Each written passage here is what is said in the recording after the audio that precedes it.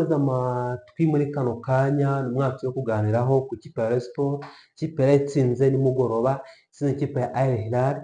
Ni ibyishimo ku banyarwanda, ni ibyishimo ku bafana ba Rayon Sports, ni ibyishimo kuri buri muntu wese, kuko ikipe ya Rayon Sports yarayimanye igihugu, kuko niyo kipe yonyine yasigaye muri Sekafa Kagame Cup, aho yaretse ikipe ya Al Hilal igitego kimwe ku busa, igahita ikatisha tike yo kujya muri kimwe cya kabiri kirangiza. Tugiye kureba muri bimwe byaranze umukino rero, ese kuki Rayon Sports yatsinze itahabwaga amahirwe, yasabwaga kunganya cyangwa se igatsinda, ariko iravuga ati twebwe ntabwo ushaka kuvuga nka best loser, reka twitsindire. Abafana benshi hano mu Rwanda baraye bishimye kuri uyu mugoroba, byari ibintu byiza cyane, byari bimeze neza cyane. Tugiye kureba rero bimwe byaranze uyu mukino kuva ku munota wa mbere kugeza ku munota wa nyuma. Tugiye kubanza turebe ikipe ya Rayon Sports, ese yabanjemo abahe bakinnyi, kuko ni ikipe ubona ko abakinnyi bagiye babanzamo cyane bagendaga bagaruka, ahubwo hakabaho kugenda gusimburana hagati, cyane cyane mu minota 70 niho umutoza Haringingo Francis yabashije kujya agenda asimbuza. Mu izamu n'ubundi harimo Dange Junior, harimo Ganijuru Ishimwe Eri, harimo bita Shimimana Emmanuel cyangwa se Kabang, uyu ni yari na kapiteni w'ikipe ya Rayon Sports. Harimo Shuti Didier, harimo Charles Chapoa, harimo Mudeli Akiba, harimo Ibrahim, yari yabanjemo uwo bita Isa Jibra, yari yabanjemo bita Atiso Kojo, uyu ni umukinnyi yakoze n'amateka. Uyu n'undi bita Iradukunda Elita 2, uyu ni umukinnyi w'abarayo rwose, ni impano bitomboreye cyane. Harimo Herman Junior Kameni, ari nawe yatakaga cyangwa se yatakiraga ikipe ya Rayon Sports. Umutoza ni Haringingo Francis Christian, uyu niwe watozaga ikipe ya Rayon Sports. Iyo niyo kipe yabanjemo, ariko aza no kugenda asimbuza uko iminota yagendaga isatira muri 80 muri 70. Iyi kipe yatangiye isatira, ni ikipe itahabwaga amahirwe imbere y'ikipe ya Al Hilal. Al Hilal ni ikipe tuzi ko yakesha shampiyona y'u Rwanda, ni ikipe ariko n'ubundi yagorwaga n'ikipe ya Rayon Sports, ariko nabo bakavuga ati reka noneho turebe ese Rayon Sports icyo gipimo cyiza cyo kuba bavuga noneho reka dutsinde turebe ko tuzamuka turi aba mbere mu itsinda. Ahangaha batangiye batakana hagati y'impande zombi, haba ku ruhande rwa Rayon Sports, haba ku ruhande rw'ikipe ya Al Hilal. Ku munota wa kane Elita 2 yakase defenseur y'ikipe Al Hilal, bamushyira hasi bataragera mu rugo rw'amahina, ikipe ya Rayon Sports ibona kufura, n'ubundi bayiteye iyi kufura nta kintu yatanze. Ku munota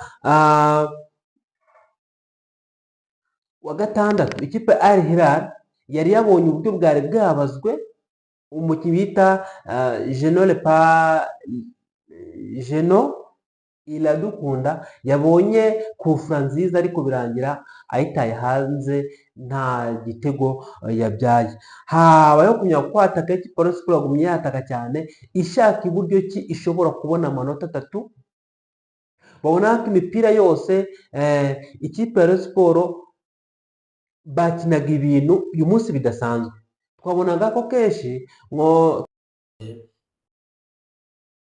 isa nkaho umukinnyi afite umupira ukabona nk'umuntu yirya, ukabona nk'umuntu ushobora gukora utuntu tw'isiyeri, ariko uyu munsi ho cyakitonderwa. Umukinnyi wese yafataga umupira afunga atera, afunga apasa, byari ibintu byari byiza cyane. Byaje gutuma ku munota wa 15 uwo bita n'ubundi Kabange, aho yagaruye umupira arawutera ujya kwa Elita 2, Elita 2 arawugarura awushota nkaho ushaka kurenga, ariko bita Atisokojo we yari ari hafi, ahita ashyiramo igitego cy'ikipe ya Rayon Sports. Uyu Atisokojo niwe mukinnyi uri kuvugwa hano mu Rwanda, niwe mukinnyi rwose akenshi uri kugenda ucungura ikipe ya Rayon Sports. ku munota wa 15 ikipe ya Rayon Sports yabonye igitego. Abakinnyi benshi ba Al Hilal bagiye kuryama ku musifuzi bamugundaga abantu benshi cyane bamubaza ngo umukinnyi wacu yari yaguye, batsinze igitego, umukinnyi wacu yaguye. Byagenze bite rero? Kabange yazamu umupira, abakinnyi ba Al Hilal babiri atarajya kugera hafi mu rugo rw'amahina basa nkaho bamuhundagayeho. Abakinnyi babiri ba Al Hilal baragongana, bakimara kugongana genda gute rero? Kabange yahise atanga umupira ujya kwa Eritatu, ariko umukinnyi umwe ahita abyuka undi asigara aryamye. Icyo gihe yari reaction imeze gutyo, ntabwo umusifuzi atahagarika umupira kuko umupira wamaze kugenda, we yabonye umukinnyi amaze kuryama, bisaba ngo iyo reaction abantu bari kugenderaho cyangwa se umuvuduko bari kugenderaho umupira ubanza urenge cyangwa ubanza gusa nkaho ugaruka mu kibuga abone gusifura. Niko byagenze rero. Eritatu yakoze iki? Yapasi kwa Kabanga n'ubundi ahita atera agaragaza kuri poto yindi yo ruguru, ubona ko n'ibizamu ryari riri hano, we yarari nkaha ashota umupira usa nkaho ujya kurenga, ati Chokodo yari hafi aho ngaho, ahita ashyiramo igitego. Niyo mpamvu rero abakinnyi ba Al Hilal benshi baje kwegera umusifuzi yanavuga ngo umukinnyi wacu yari yaguye, ntabwo ari igitego. Iyo tego rero cyemejwe na ikipe ya Rayon Sports n'ubundi igumya kwataka mu buryo budasanzwe, igumya kwataka mu buryo buteye ubwoba, aho umukinnyi wese yari afite kuraje yo kuvuga ngo dutsinde igitego. Al Hilal ku munota wa 19 yaje gusimbuza uwo bita Kamarajin, yavuyemo ajyamo uta Steven, kuko uyu n'ubundi uyu Kamarajin niyo mukinnyi yamaze kugwa, amaze gusa nk'uvunika, ahita avamo hajyamo Steven. Ku munota wa 24 ikipe ya Rayon Sports uyu Eritatu yashenze aba defenseri b'ikipe ya Hilal, ariko umupira wongeye wawutaye muri corner. Birangira rero Issa Djibla aje aratera corner, ariko umupira nta kintu wabyaye. Ku 25 rero yabonye kufura n'undi bayiteye, yo Kamen Junior niyo yayiteye, birangira umunyezamu awufashe. Ku munota wa 27 yari imaze gufata indi sura. Abareye mu kibuga bari bafite courage, bari bafite imbaraga, bari bafite murare ntaza ahantu yari yavuye kuko ko yamaze kubona igitego, bavuga ati birashoboka. Ya kipe Al Hilal amakipe menshi atinya, bayibanje igitego. Rayon Sports bwari uburyo bwiza bwo kubavuga ngo reka noneho duse nk'abayima umupira. Abafana ba Rayon Sports batangira gucana amatoroshi noneho. Ni systeme bazanye cyangwa se n'uburyo bazanye abarayo bwo gufana, bacana amatoroshi, none stade yose ushaho kubona cyane. Ku munota wa 28 Eritatu n'ubundi yacenze abadefenseri ba Al Hilal, kuko Eritatu twabonye ko ni umukinnyi ukina ku ruhande rw'iburyo, agaruye imipira abakinnyi ba defense ba Al Hilal, birangira bamuteze, babona kufura, bayiteye n'ubundi yo kufura nta kintu yabyaye. Ariko ku munota wa 29 ikipe ya Rayon Sports n'ubundi Eritatu, kuko uruhande yari ariho yarubangamiye cyane. Aba defense ikipe ya Al Hilal bahuraga na Eritatu, ubaho bari rwose bakavuga ati uyu mukinnyi sinzi, kuko n'ubundi yabacenze, n'ubundi bawuta muri corner barawurenza, n'undi Eritatu atera corner n'ubundi ayiteye, n'ubundi umunyezamu wa Al Hilal awuta muri corner, n'ubundi Eritatu yongera ayitera, birangira ntacyo bibyaye.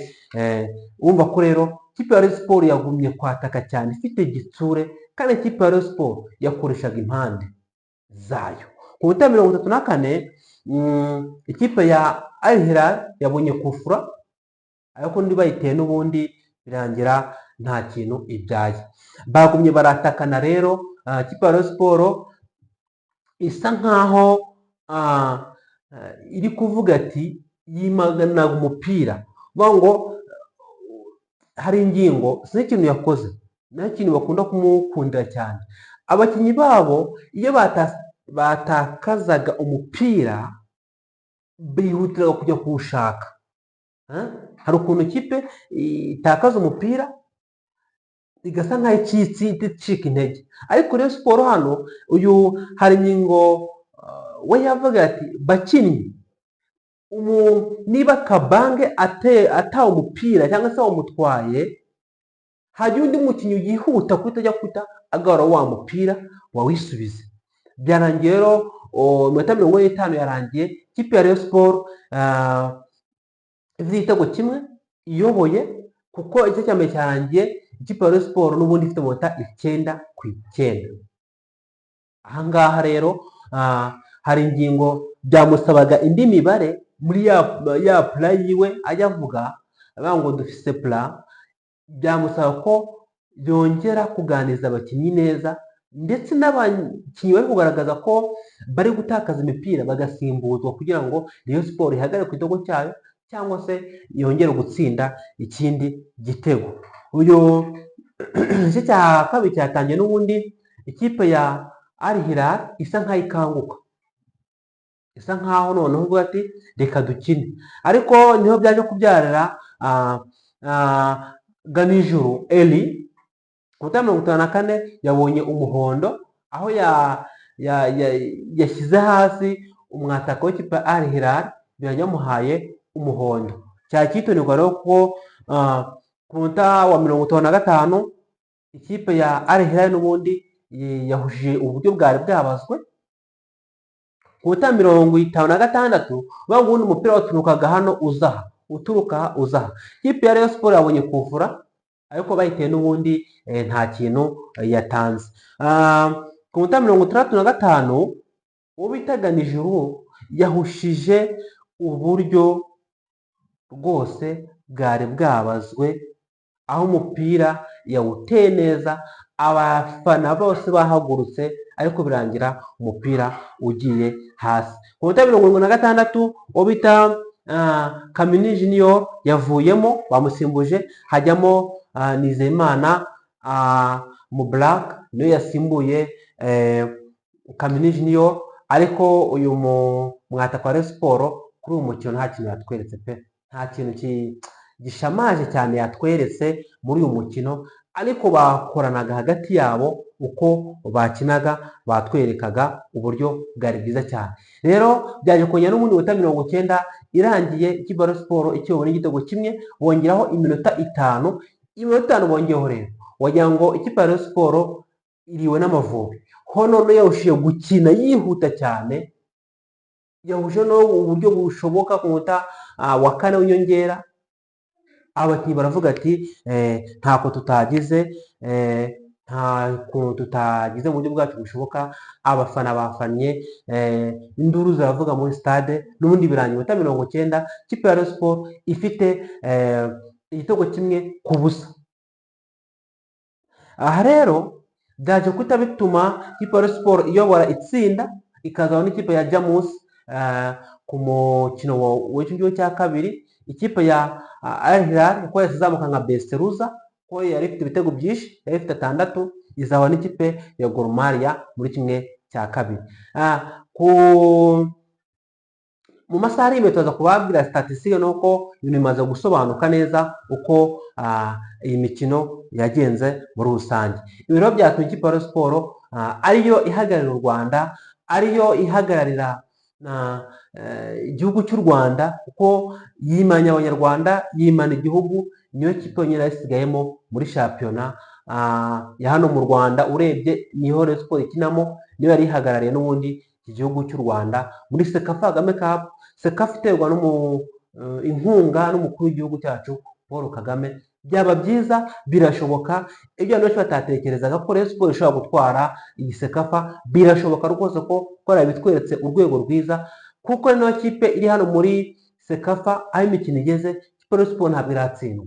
Urumva ko rero ni ibintu byiza cyane ku ikipe ya Rayon Sport. Abafana aho bari, abantu benshi bacuruje nimugoroba, abamotari babonye ibiraka, amahoteli yabonye ibishoro, amafaranga ko yashoyemo, ko abafana ba Rayon Sport benshi bari bahari.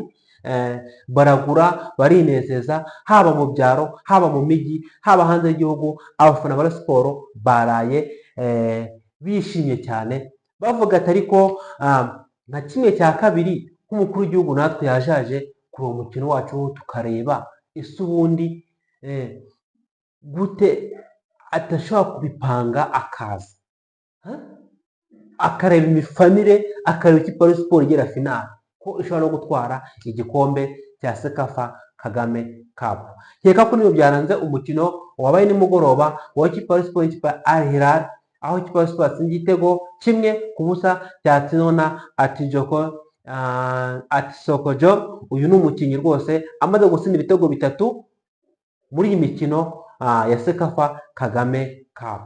Rero ndabashimiye abaneze amatwi, abashyashya mukore subscribe, mukandeho kazogera kugira mujye mubona ibiganiro dushyizeho. Abashyashya namwe twabakiriye, abasanzwe namwe turabishimiye cyane aho tugeze no kubera mwebwe. Mukore subscribe, mukore share, mushyiremo comment uko mubyumva. Aho ubundi yagiye Jean Damascene Bizimana, nimwe mukurikiye ya Damascene TV show. Ciao ciao.